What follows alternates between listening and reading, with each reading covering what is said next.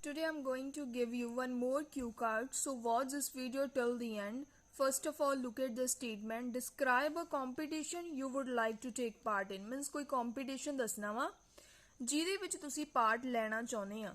Your sub points are what kind of competition it is, means ਇਹ ਕਿਸ type ਦਾ competition ਹੈ. What would you do in this competition, ਤੁਸੀਂ ਕੀ ਕਰੋਗੇ ਇਸ competition 'ਚ. Why does the competition interesting you, ਇਹ competition ਕਿਉਂ ਇੱਕ why does this competition interest you, ਤੁਹਾਡਾ ਕਿਉਂ interest ਹੈ ਇਸ competition ਦੇ ਵਿੱਚ. First of all, I will give you the general line of this cue card, then the answers of these cues. So please watch this video till the end. It is a refutable fact. Life is full of competition in this current scenario for everyone. ਆਪਾਂ कहता कि सच वा, irrefutable ਦਾ मतलब true. ਜਿਹੜੀ life ਆ full of competition ਆ ਇਨ ਦਿਸ current scenario ਦਾ ਮਤਲਬ in this modern time for everyone, ਹਰ ਕਿਸੇ ਲਈ, which provides an opportunity to them, ਜਿਹੜੀ ਕਿ ਉਹਨਾਂ ਨੂੰ ਓਪਰਚੁਨਿਟੀ ਦਿੰਦੀ ਆ in order to burn midnight oil. Burn midnight oil ਕੀ ਆ, ਈਡੀਐਮ ਆ, ਮੀਨਸ ਉਹਨਾਂ ਨੂੰ ਆਪਣੇ ਐਫਰਟਸ ਕਰਨ ਦੇ ਲਈ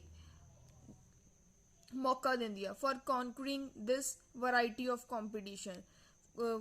फॉर कॉन्करिंग का मतलब जितन ਲਈ वैरायटी ऑफ कंपीटिशनस ਨੂੰ ਜਿੱਤਣ ਦੇ ਲਈ ਉਹਨਾਂ ਨੂੰ ਮੌਕਾ ਦਿੰਦੀ ਆ life.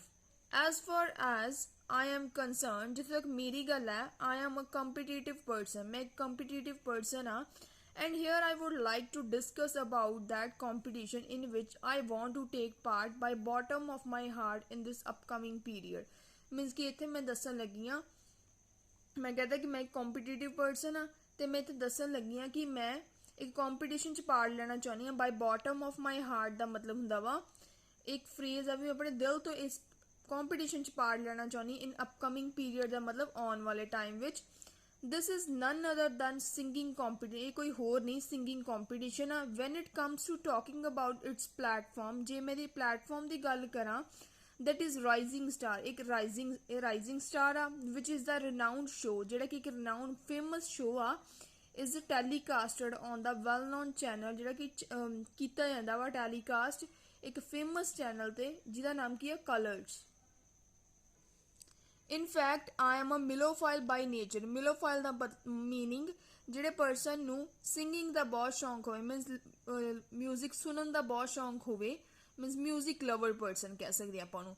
In fact, I am a melophile by nature as well as I have euphonious voice. euphonious voice ਦਾ ਮਤਲਬ melodious voice, about which I came to know during my primary school, ਜਿਹਦੇ ਬਾਰੇ ਮੈਨੂੰ ਪਤਾ ਕਦੋਂ ਚੱਲਿਆ, ਜਦੋਂ ਮੈਂ ਪ੍ਰਾਇਮਰੀ ਸਕੂਲ ਵਿੱਚ ਸੀ. when I took part in small competition, ਜਦੋਂ ਮੈਂ ਇੱਕ ਛੋਟੇ ਕੰਪੀਟੀਸ਼ਨ ਦੇ ਵਿੱਚ ਪਾਰਟ ਲਿਆ and stood at first position, ਤੇ ਮੈਂ first position ਤੇ ਆਈ. frankly speaking, ਜੇ ਮੈਂ frankly ਦੱਸਾਂ, means honestly ਦੱਸਾਂ, I want to be a eminent singer in my future. ਮੈਂ ਇੱਕ famous singer ਬਣਨਾ ਚਾਹੁੰਦੀ ਹਾਂ ਆਪਣੇ future ਵਿੱਚ, and that platform can accomplish my desire. ਜਿਹੜਾ ਇਹ platform ਆ rising star, ਮੇਰੀ ਕੀ ਹੈ ਵਿਸ਼ ਨੂੰ ਪੂਰੀ ਕਰ ਸਕਦਾ ਵਾ. for this, ਇਸ ਲਈ I have been attending music classes since last 2 years. ਮੈਂ ਪਿਛਲੇ 2 ਸਾਲਾਂ ਤੋਂ ਮਿਊਜ਼ਿਕ ਦੀਆਂ ਕਲਾਸਾਂ ਲੈ ਰਹੀ ਹਾਂ. Now I am a ball of fire. Ball of fire ਇੱਕ ਈਡੀਅਮ ਆ. ਇਟ ਮੀਨਸ ਕਿ ਮੈਂ ਹੁਣ ਪੂਰੀ ਰੈਡੀ ਹਾਂ to put my best foot forward. Again it's a idiom ਜਿਹਦਾ ਮਤਲਬ ਹੁੰਦਾ ਵੀ ਮੈਂ ਆਪਣਾ ਬੈਸਟ ਦੇਣ ਦੇ ਲਈ ਹੁਣ ਪੂਰੀ ਤਰ੍ਹਾਂ ਰੈਡੀ ਹਾਂ. ਇਨ ਅਕਤੂਬਰ ਦੇ ਵਿੱਚ I will enroll my name in it. ਇਸ ਕੰਪੀਟੀਸ਼ਨ 'ਚ ਮੈਂ ਆਪਣਾ ਨਾਮ ਐਨਰੋਲ ਕਰਾਉਂਗੀ. The prime positive factor behind choosing this platform ਇਸ ਪਲੇਟਫਾਰਮ ਨੂੰ ਚੁਣਨ ਦਾ ਮੇਨ ਪਰਪਸ ਜਿਹੜਾ ਵਾ ਇਜ਼ ਲਾਈਵ ਵੋਟਸ ਆ ਬਾਈ ਫ੍ਰੀਕੁਐਂਟ ਇੰਡੀਵਿਜੂਅਲ, ਜਿਹੜੇ ਆਮ ਲੋਕਾਂ ਦੇ ਦੁਆਰਾ, which can turn the table is again idiom. It means ਪਾਸਾ ਪਲਟ ਸਕਦੇ ਜਿਹਨੂੰ ਕਹਿੰਦੇ ਆਪਾਂ, to the make person winner. Means ਜਿਹੜੇ ਇਸ ਪਲੇਟਫਾਰਮ ਨੂੰ ਮੈਂ ਕਿਉਂ ਚੁਣਿਆ, ਕਿਉਂਕਿ ਇਹਦੇ ਵਿੱਚ ਲਾਈਵ ਵੋਟਸ ਹੁੰਦੀਆਂ ਜਿਹੜੀਆਂ ਕਿ ਆਮ ਲੋਕਾਂ ਦੇ ਦੁਆਰਾ, ਜਿਹੜੀਆਂ ਕਿ ਇੱਕ ਪਰਸਨ ਨੂੰ ਵਿਨਰ ਬਣਾਉਣ ਦੇ ਲਈ ਉਹਦੀਆਂ ਵੋਟਸ ਮੀਨਸ ਇੰਪਰੂਵ ਕਹਿ ਸਕਦੇ ਇਨਕਰੀਜ਼ ਕਰ ਸਕਦੀਆਂ ਵਾ.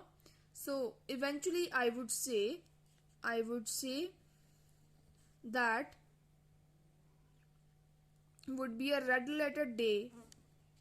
It's again idiom. ਇਹਦਾ ਮਤਲਬ ਹੈ ਵੀ ਇਹ ਮੇਰੇ ਲਈ ਬਹੁਤ ਹੀ ਵਧੀਆ ਦਿਨ ਹੋਊਗਾ for me when I will succeed in this competition, ਜਦੋਂ ਮੈਂ successful ਬਣ ਜੂੰਗੀ ਇਸ competition ਦੇ ਵਿੱਚ. So that was the cue card. Hope so you must like this video and share with your friends. So thanks for watching my video. Please subscribe and share my channel. Thanks.